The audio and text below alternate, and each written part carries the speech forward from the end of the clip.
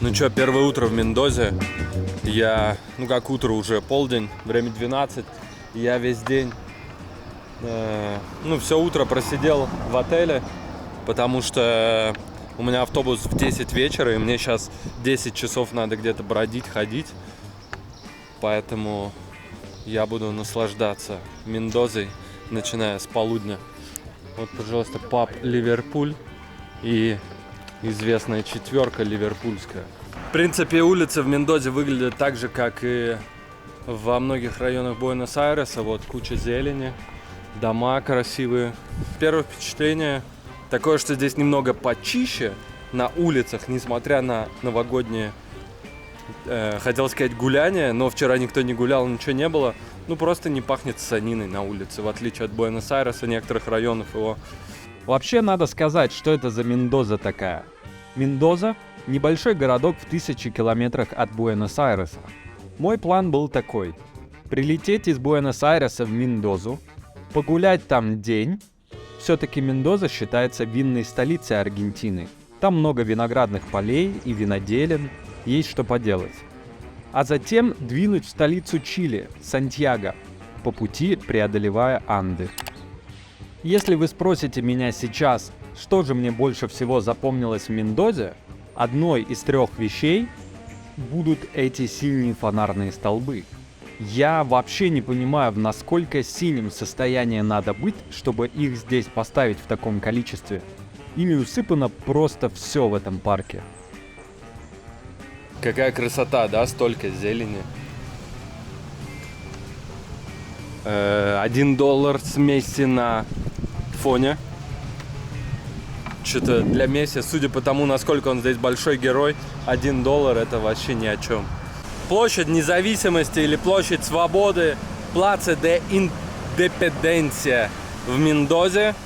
Смотрите, какие красивые синие столбики, такие же синие крыши, такие же синие фонари, и даже здесь есть синий цвет. Вот здесь что-то продают для раста, татуаж. О. Оля. Вот такие вот красивые синие, смотрите, синие фонарные столбы. Красивый цвет, да, такой прям насыщенный. И здесь вот все, вау, столько всех синих. Здесь, вот там, здесь, везде куча синих столбов. Я не знаю почему. Смотрите, это просто какая-то крепота. Куклы. У одной глаз вытек черный, другие все с закрытыми глазами. Ох. Закрыто просто вообще все. Рестораны, кафешки, кофейни. Вау, здесь есть такси Максим. Что? Здесь есть такси Максим.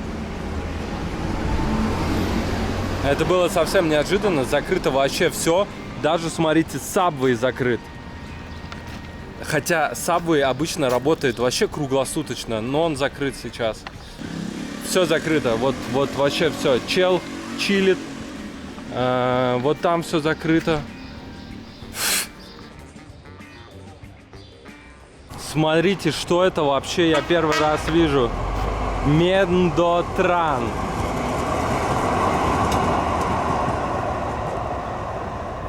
Вау, это типа трамвай такой, только выглядит как что-то среднее между трамваем и поездом.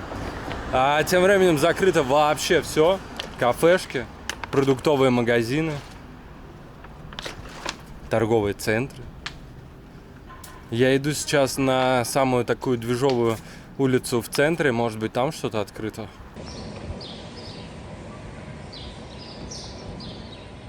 Сейчас произошло невероятное. Я нашел вот это заведение. Фамилия Перин. И оно единственное открыто на районе здесь. Какое-то мороженое, кофе. Поэтому давайте поедим, посмотрим, что здесь. Вот так это выглядит внутри. Да? Класс.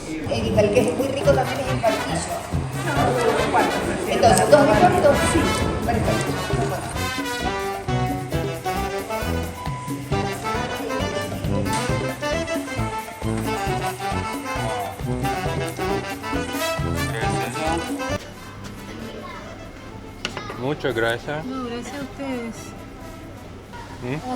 Sí, окей. Короче, заказал я вот такого вот мороженого 800 песо. Где-то $2,5. Латте еще 350, еще $1. Итого $4 где-то, 3-4. И я буду охлаждать свое трахание, потому что латте тоже холодный и мороженое холодное. Берешь вот такую упаковочку, тебе накладывают в 3 раза больше. Я уже съел здесь процентов 30. Несмотря на то, что Мендоза это, не захудалый городишко, но это как у нас. Там Буэнос-Айрес это Москва, да, Питер. А Мендоза, как какой-нибудь Липецк. Небольшой, я не говорю, что плохой, просто небольшой город. Но обратите внимание, здесь везде по Аргентине есть пандусы на улицах для велосипедистов, для инвалидов, для кто с колясками мамы. Вот с той стороны пандусы. Здорово для людей. А вот это, кстати, очень похоже на то, что в Узбекистане называется арык. Вот это я вообще не ожидал здесь увидеть. Почему? Это даже не какая-то тропическая страна, это не страна с засухой, здесь есть арык. Окей. Я обожрался мороженого сейчас на неделю вперед, мне кажется, ровно для того. Вот смотрите, пандус. Такой приятный, без всяких каких-то неровностей, да. Здесь неровности, конечно. Здесь вот какая-то яма. Пандусы есть. Кафешка какая-то, да? Тоже есть пандус. Я не знаю, по нему возможно забраться инвалиду или нет, вот по такому. Наверное, держась возможно. Я помню, было шоу у Сталин-ГУЛАГа, где они сажали Навального, Лебедева, еще кого-то, Варламова в инвалидные коляски и предлагали им поездить по городам, по Москве. Вот, и казалось бы, там какие-то пандусы с очень небольшим наклоном, а на него не заедешь так просто. Вот, ладно, что я про пандусы, все. Короче, Аргентина для людей.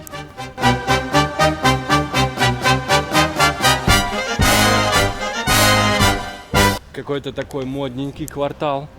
Google говорит, что это улица оживленная с дорогими бутиками и с барами всякими коктейльными под открытым небом. Так там и написано. Но сейчас не так уж здесь оживленно. И даже вчера вечером я у таксиста спросил, а может быть на этой улице есть какой-то праздник? Он сказал, нет, вряд ли. Мы проезжали, действительно ничего не было. Я спросил на ресепшене в отеле, может быть на этой улице все-таки есть что-то? Они говорят, маловероятно. Вот, я и до сюда и не пошел вчера.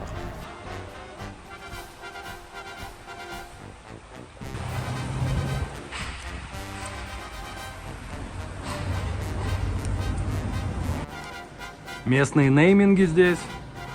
Вообще улочки довольно похожи на Палермо. Куча каких-то ресторанчиков. Так симпатично, зелено, оживленно. Могло бы быть. Там даже в некоторых местах оживленно. Рядом с киоском.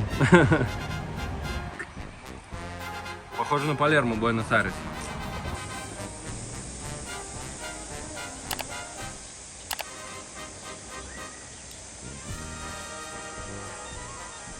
Короче, раз в самом центре Мендозы движа особого нет, его вообще нет практически, я поеду в торговый центр, самый большой здесь. Посмотрим вообще, открыт ли он, возможно ли воспользоваться здесь автобусом по карте Суби, которая в Буэнос-Айресе.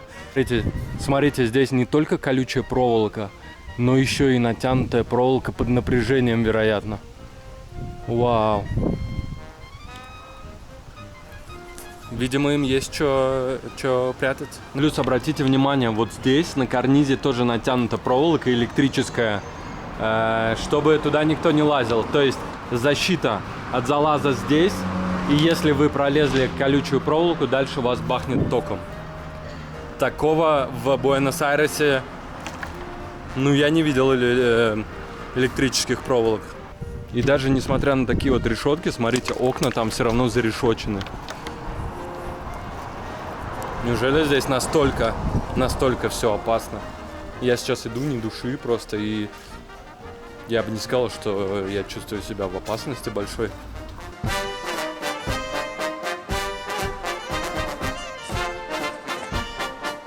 Учитывая то, что Диско Патико, афиша с 3 декабря, так и не поменялась. Это в город, видимо, в котором не так уж и много Диско Патико. Смотрите, волк, и у него вымя висит молочное такое, и там сосут его вымя люди. Что хотел сказать этим художник? Позор мне, не знающему миф о Ромуле и Реме, которых вскормила волчица и которые затем основали город Рим. Дальше в этом прекрасном парке был фонтан со стариком около лодки. Я подумал, вау, это что, Харон предлагает перевести меня через Стикс? Ладно, Лех, брось, какой еще Харон в Мендозе, ты перегрелся. И тут я читаю табличку «Данте Алигьери. Божественная комедия». Ну, кажется, я реабилитировался. Сначала я посмотрел на этого чувака и подумал, что это какой-то плачущий Конфуций. Потом отошел и подумал, что а что если это Харон, и он предлагает перевести через реку Стикс. Потом решил, что Лех, что за херня, какой Харон, какой Стикс вообще, что за мифическая здесь тема. Но затем я увидел этих церберов в дымке фонтана. И прикиньте, это реально Стикс. Это реально скульптура с Хароном, с какими-то другими персонажами и с вот этим цербером, который не выпускает никого обратно. Просто вау, как ассоциации. Какая глубина ассоциаций. Данте Алигьери, да, реально.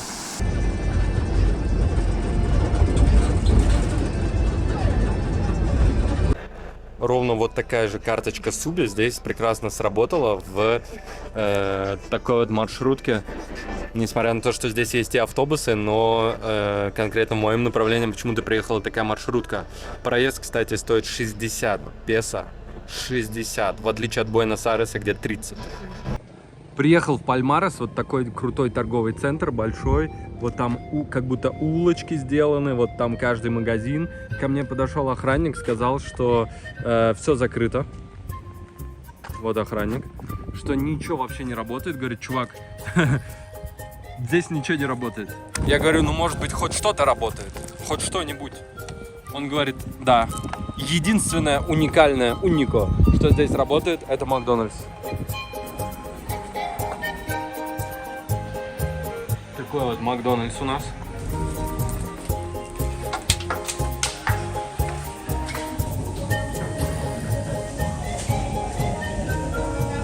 Турбо бейкон. Макдак здесь очень дорогой. Вот такой вот бургер Magnifica, типа Royal чизбургера там. Нет, как фреш. Что-то фреш, короче, у нас было. Такой простенький, но с помидоркой. И салат, и сок. Стоит 1700 песо. Я забыл, как называется такой вот бургер. Помните, у нас был?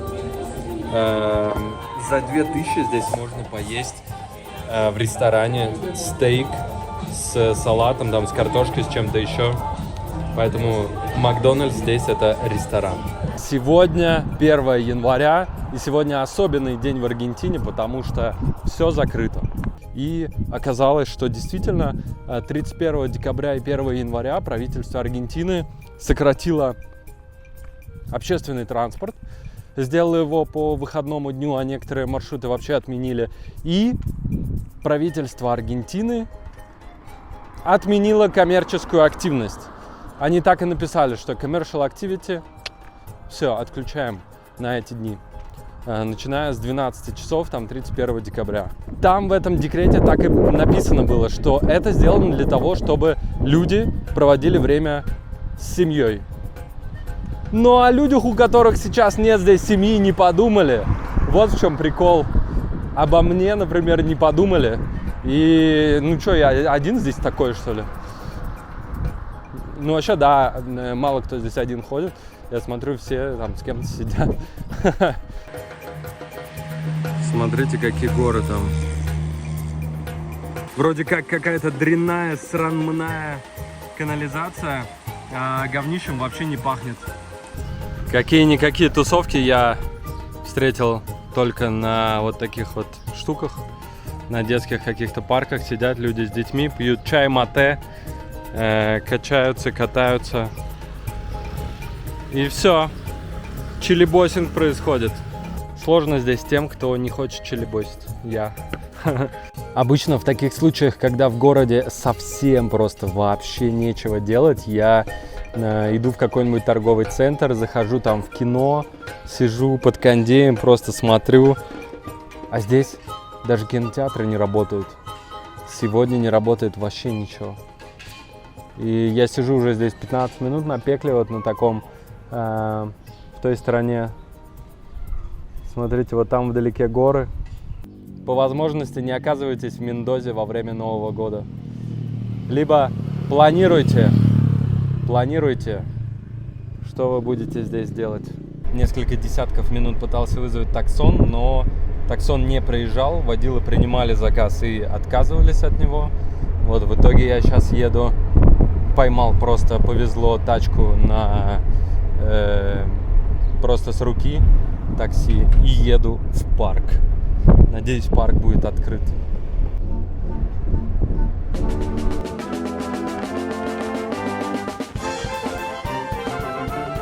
Парк этот, Хенераль Сан-Мартин в Мендозе, просто огромный. Мы ехали на самую высокую его точку прямиком к монументу, посвященному андской армии. Не адской, а андской. Они переходили через Анды. Это довольно популярная точка среди местных жителей. До самого верха водитель такси вез меня по крутым серпантинам, и виды здесь просто потрясающие. Генерал Сан-Мартин командовал армией из около 5000 человек и планировал освободить Чили от Испанской империи. Опустим все исторические подробности и заострим внимание на человеческом. Горы здесь больше 3500 метров высотой. Это сейчас здесь проложены дороги, и преодолеть этот перевал может каждый. А 200 лет назад эти чуваки не только шли сами в полном обмундировании с оружием, но еще и тащили каким-то образом с собой артиллерию. Как? Я не представляю. Таксист вез серпантинами, вот оттуда снизу вверх. Вот так это выглядит. Такие горы. Прекрасное место. Вот туда я хотел пойти сейчас. Это для этого мне нужно было пройти 2 километра вот по такой дороге, там вниз, вниз, вниз, в обход и так далее. Но я сейчас смотрю, там нет вообще ничего. Даже амфитеатр не работает, туда, видимо, не пускают людей. Это что вообще такое здесь? Что здесь сегодня такое вообще? Единственное, что здесь можно делать, это смотреть на эти горы. И все. Этот же самый амфитеатр на фотографиях выглядит вот так. А в жизни он выглядит вот так, как я вам показал. И это просто трэш. Никакой такси, разумеется, снова не приезжает. Поэтому мне... И здесь его тоже нет, уже не поймать. Здесь не такая проездная дорога. Здесь в основном приезжают люди, которые хотят здесь просто потусить. Поэтому сейчас мне предстоит спуститься вот по этой дороге туда, вниз. Вот куда-то туда. Надеяться на то, что там-то уж будет автобус. Я не знаю, сколько его придется ждать. Но, по крайней мере, это выглядит так, что... О, смотрите, едет. Вау. Смотрите, какой-то едет. Ну, на этот я уже не успею, но на следующий, может быть. Короче, без тачки здесь особо делать нечего. Без тачки надо быть в больших городах типа Лиссабона, Буэнос-Айреса, там где угодно. Но здесь без тачки ты реально как без рук просто.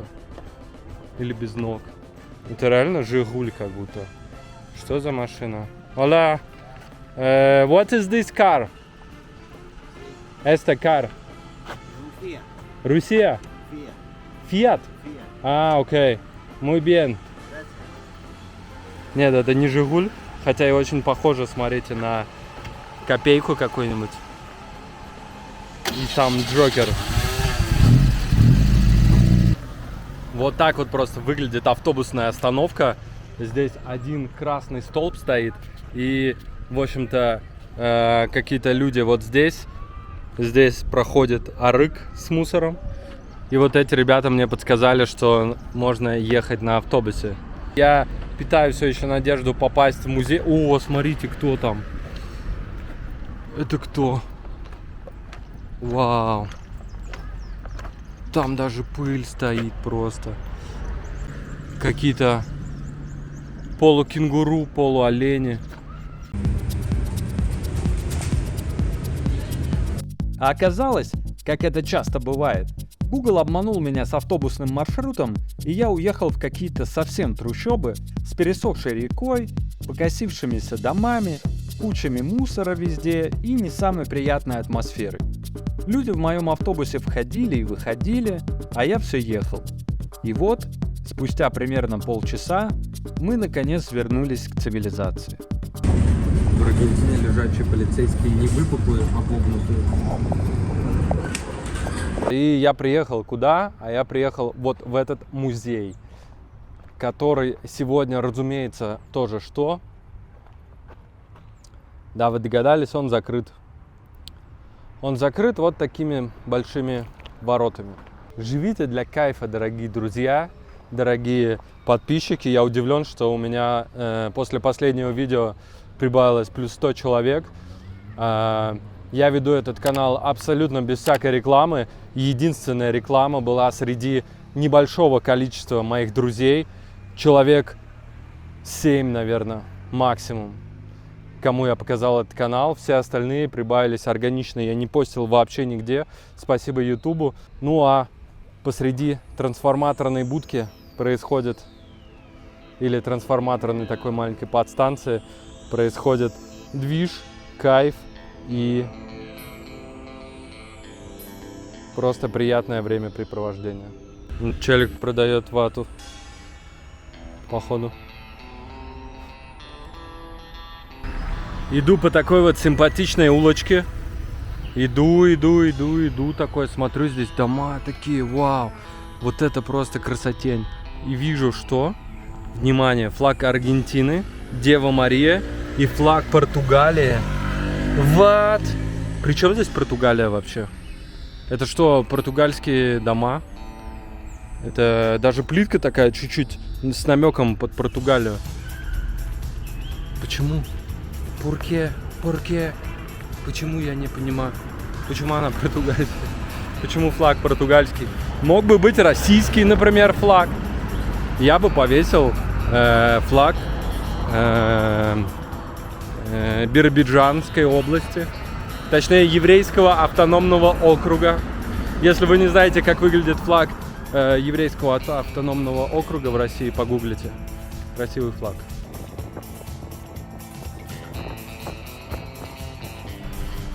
Вот такие красивые пальмы в парке во время заката в Мендозе.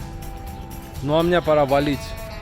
Прошу обратить внимание, что в Аргентине, несмотря на все, темы ББПЕ тоже процветают.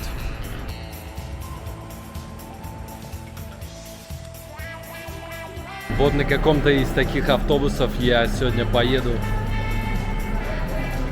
Через несколько часов, правда. Может быть, вот на таком люксовом. Я, честно говоря, очень сильно и приятно удивлен тем, как здесь выглядит в Мендозе терминал. Автобусный вокзал, короче. Просто аэропорт на минималках. Многие аэропорты в России, да и в мире могут позавидовать просто такому терминалу. Он двухэтажный, как в аэропортах. Вот на этом этаже расположены офисы автобусных всяких перевозчиков, их дофига. Они вот уходят туда вперед далеко. И внизу можно что-то поесть. Здесь есть Макдональдс, куча рестиков. Вот, кстати, за мной реклама. Мне сейчас женщина сказала от моей автобусной компании, что у меня в автобусе будет даже туалет. У меня какие-то там люксовые места. И единственная проблема, все было бы супер-мега классно. Но сегодня 1 января. И есть негде. Посмотрите, кафешек полно, но они просто все закрыты. В общем-то, вокзал вокзалом, а сесть-то и негде. Вот за моей спиной нет скамеек. Кафешки закрыты почти все. Здесь негде сесть. На улице кафешки тоже со стульями закрыты. Какой-то бестолковый получился вокзал. Вот сюда можно сесть. Давайте посмотрим, сколько здесь стоит массаж. Обосранная какая-то вся.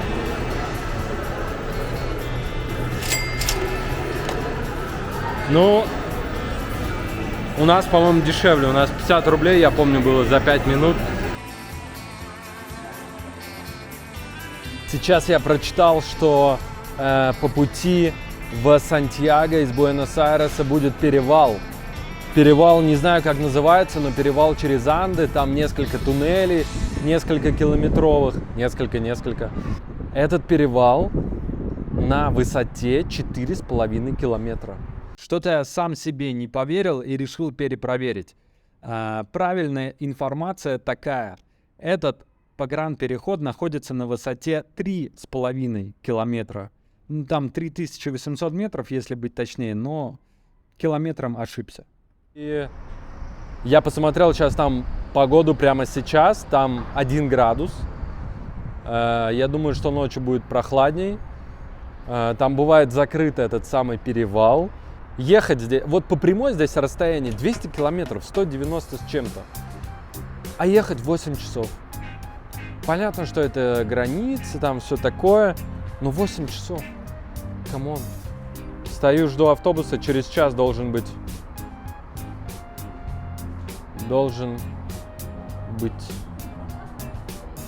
Заветная надпись. Сантьяго де Чили.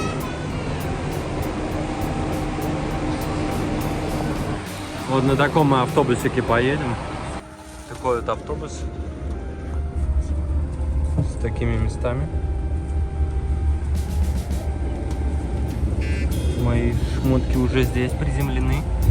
Это люкс-класс считается как полукровать. Она здесь как-то вот так вот раздвигается. Давайте посмотрим. Можно вот так вот разложиться назад. Вот смотрите, есть зарядочки. Зарядочки USB. Подстаканники. Подножки. Но, кстати, под ноги ничего не раскладывается. Вот. Вот так вот. О, вот так с кайфом вообще. Фу, вот так можно опустить, короче, штору. Да, это не наша штора. Упс.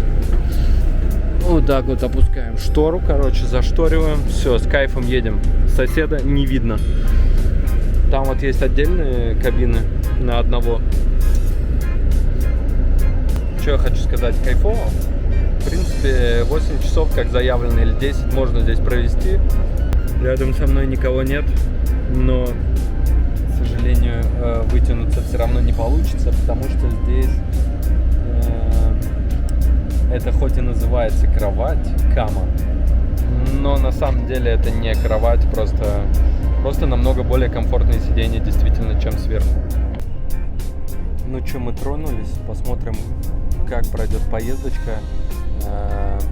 Как я говорил, пункт, граница, по-моему, расположен на высоте больше 3000 метров.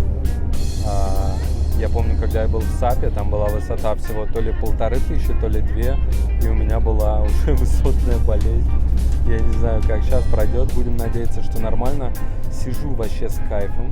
Сзади меня ребенок, девочка маленькая, надеюсь, кричать не будет.